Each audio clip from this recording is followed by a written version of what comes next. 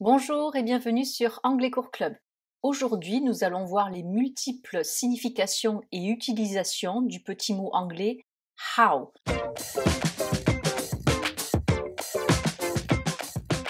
Donc on l'écrit H-O-W, mais attention, on ne le prononce pas ho, mais how. Bon, déjà, on prononce la lettre H comme dans quasiment tous les mots en anglais.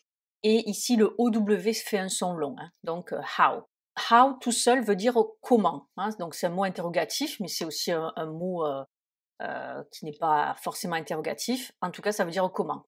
Donc on le connaît bien dans la question comment vas-tu ou comment allez-vous, how are you, qu'on peut aussi poser de la façon suivante dans un anglais un peu familier, how you doing, c'est très souvent dans l'anglais américain que vous entendrez ce type de question. Donc how are you doing, qui veut dire donc comment vas-tu, comment allez-vous.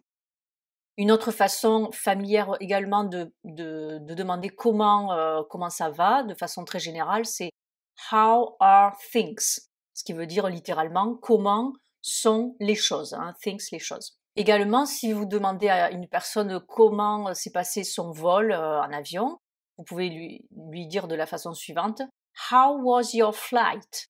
How was your flight? Flight qui est donc le vol en avion, et was qui est le verbe to be au prétérit. Maintenant, on va voir how dans une phrase affirmative. I don't know how she can work and take care of her 3 kids at the same time. Ce qui veut dire, je ne sais pas comment elle peut travailler et prendre soin, s'occuper de ses 3 enfants en même temps. Donc, to take care, c'est s'occuper d'eux, prendre soin. And how she can work, comment elle peut travailler.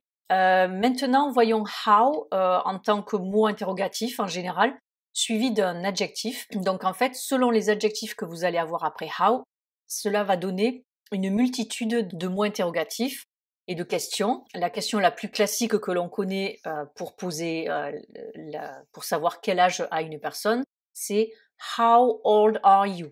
Ce qui veut dire littéralement comment âgé êtes-vous ou comment âgé es-tu? Puisque je le rappelle, lorsqu'on exprime l'âge en anglais, on ne l'exprime pas avec le verbe avoir comme en français. Quel âge avez-vous, quel âge as-tu? Mais en anglais, de façon beaucoup plus logique, on l'exprime avec le verbe to be, le verbe être, puisque l'âge c'est un état, on ne possède pas son âge. Pour ça, je vous renvoie à la vidéo que j'ai réalisée sur les verbes différents entre le français et l'anglais. Autre adjectif, l'adjectif kind, lorsque vous le mettez après house, ça veut dire par exemple how kind of her. Donc ça veut dire oh comme c'est gentil de sa part, à elle, her, on parle là d'une femme. Autre adjectif, par exemple happy, heureux, content, heureuse, contente. How happy she is, how happy she is, comme elle est contente, comme elle est heureuse. Maintenant après how vous mettez tall, donc là on pose la question de la hauteur d'une personne. Do you know how tall is your daughter? Savez-vous ou sais-tu quelle taille fait ta fille ou quelle taille fait votre fille? Donc how tall, la taille d'un être humain. Maintenant la taille d'un bâtiment par exemple, donc quelque chose qui n'est pas animé comme un être humain. How big is the tower? Donc quelle taille a fait cette tour, tower, tour. Dans tower, on retrouve à nouveau le OW qui fait un son long, comme dans how, donc tower. Et high, qui veut dire haut, mais on l'utilise plutôt donc pour des êtres non animés. Donc là, on l'utiliserait pas pour un être humain, puisque pour un être humain, on va plutôt utiliser tall, comme on vient de le voir, et high pour, par exemple, un bâtiment tel qu'une tour. Maintenant, après how, lorsqu'on met l'adjectif far, qui veut dire loin, éloigné, exemple dans une question, how far is Burgundy from Brittany? Quelle est la distance entre Burgundy, donc c'est la Bourgogne, et from Brittany, Brittany c'est la Bretagne en France. Ne pas confondre avec Great Britain, qui là est la Grande-Bretagne, où habitent donc les Britanniques. Donc how far, on pose la question de la distance. Comment éloigner, littéralement. Encore d'autres exemples de how suivi d'un adjectif. How deep is their pool? Deep veut dire donc profond, profonde. Donc, quelle est la profondeur de leur piscine? Un pool, swimming pool, la piscine. How fast does your mom walk? How fast does your mom walk? Donc, fast, c'est rapide. Your mom, c'est votre maman ou ta maman en anglais américain avec un O. Et walk avec le L le muet, hein, qui veut dire marcher. Donc, à quelle vitesse est-ce que ta maman ou est-ce que votre maman marche? How heavy is his suitcase? Heavy veut dire lourd, lourde, donc, et suitcase, valise. Donc, quel est le poids, hein, de sa valise? Et là, on parle de la valise d'un homme puisque j'ai mis l'adjectif possessif his devant suitcase. Maintenant, avec how suivi de big, grand, gros, she tries to find out how big is the building. Donc, elle essaie de découvrir, de savoir de quelle taille est le bâtiment et l'édifice. Donc, building, bâtiment, édifice, avec le U muet, hein, donc on ne dit pas building mais building. Également dans le verbe to build, hein, construire, on va avoir le U muet. Donc là, je vous renvoie à la vidéo que j'ai réalisée sur les lettres qui ne se prononcent pas en anglais. En général, les lettres se prononcent en anglais, à l'inverse du français, mais on a quand même quelques exceptions, donc on a quelques lettres muettes.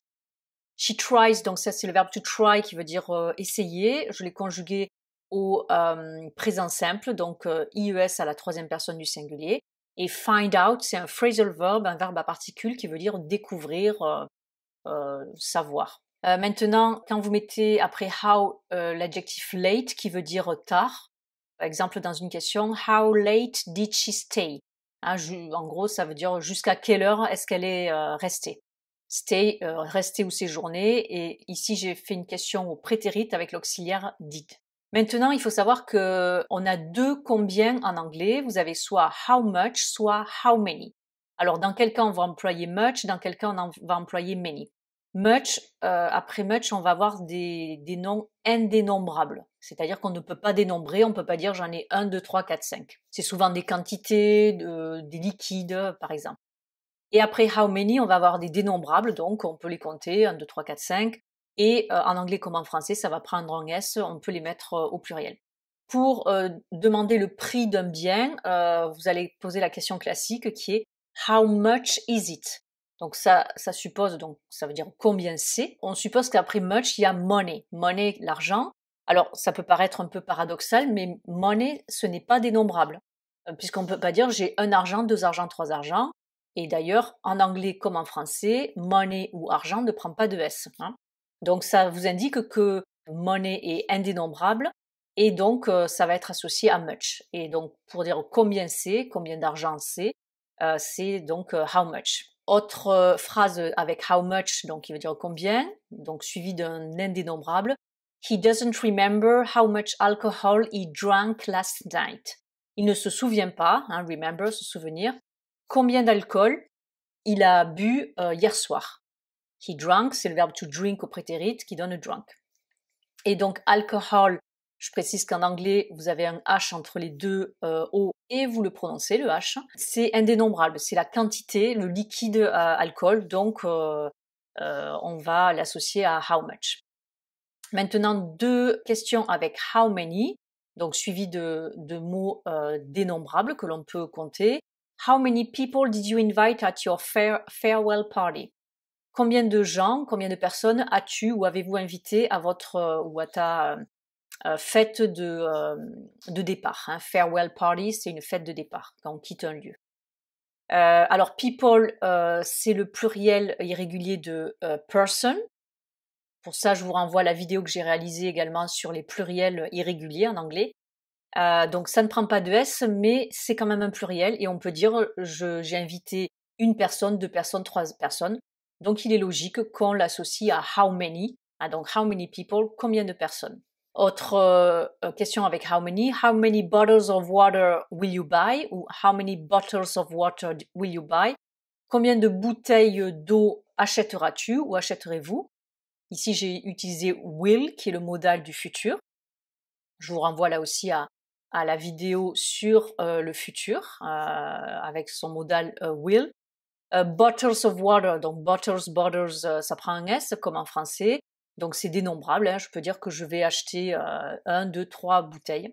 Donc, how many bottles of water, c'est donc combien de bouteilles d'eau. Alors maintenant, quand après how on met often ou often, qui veut dire souvent, ça donne le mot interrogatif à quelle fréquence, tous les combien. Exemple dans 3 questions, how often do you work out? Donc tous les combien, à quelle fréquence fais-tu ou faites-vous des exercices physiques, hein? Workout, c'est en général quand on va dans une salle de gym, qu'on fait de la gym, de la musculation. How often does your grandma go to the grocery store? Tous les combien, à quelle fréquence est-ce que sa grand-mère, et là on parle de la grand-mère d'une femme, puisqu'on dit her grandma, ou grandma ça veut dire aussi mamie, hein. Go to the grocery store. Grocery store, c'est un autre mot et c'est plutôt américain pour donc le supermarché. Donc tous les combien est-ce que sa grand-mère, sa mamie, va au supermarché? How often did they visit their family? Tous les combien, à quelle fréquence est-ce qu'ils rendent des visites ou est-ce qu'elles rendent des visites à leur famille? Donc to visit, hein, je précise que c'est visiter un lieu, mais c'est aussi rendre visite à quelqu'un. Maintenant, quand après how vous mettez long, ça peut vouloir dire 2 mots interrogatifs, attention. Avec le present perfect, qui est un temps pour lequel on a évidemment sur Anglais Cours Club une leçon. Quand après how long vous mettez le present perfect, ça veut dire depuis combien de temps. Mais quand après how long vous mettez le prétérit ou simple past, ça veut dire pendant combien de temps. Première phrase avec how long qui veut dire depuis combien de temps, suivi donc du present perfect. Il peut être simple ou continu. Dans ma phrase, il va être continu, present perfect continu. How long have you been living here? Depuis combien de temps vivez-vous ici? Ou depuis combien de temps vis-tu ici? Donc have you been living, c'est le present perfect continu du verbe to live, vivre, habiter. Et donc ici, how long have you been living? J'aurais pu dire aussi how long have you lived, hein, c'est le present perfect simple, simple. Ça veut dire depuis combien de temps. On y vit toujours. Maintenant, après how long, quand on met par exemple l'auxiliaire du prétérit qui est did, how long did you live there? Pendant combien de temps avez-vous ou as-tu vécu là-bas? There, c'est là-bas, here, c'est ici, et did, donc, c'est l'auxiliaire du prétérit. Donc, lorsque how long est suivi du prétérit, cela veut dire pendant combien de temps? On n'y vit plus. Donc, attention, avec ce mot interrogatif how long, s'il est suivi du present perfect, il veut dire depuis combien de temps. S'il est suivi du prétérit, il veut dire pendant combien de temps. Et l'action est terminée. Maintenant, on va voir how suivi de about. How about, donc ça veut dire et si, hein, dans des questions souvent assez familières. How about going out? Et si on sortait, hein, donc là c'est on invite, on propose quelque chose. How about you? Et toi? Et vous? Donc on encourage la personne à s'exprimer sur son opinion ou sur ce qu'elle fait, etc. How about a glass of red wine? Et si on prenait un verre de vin rouge? Et enfin, toujours dans le langage familier parlé, how come, ça veut dire comment ça se fait? Comment ça se fait que?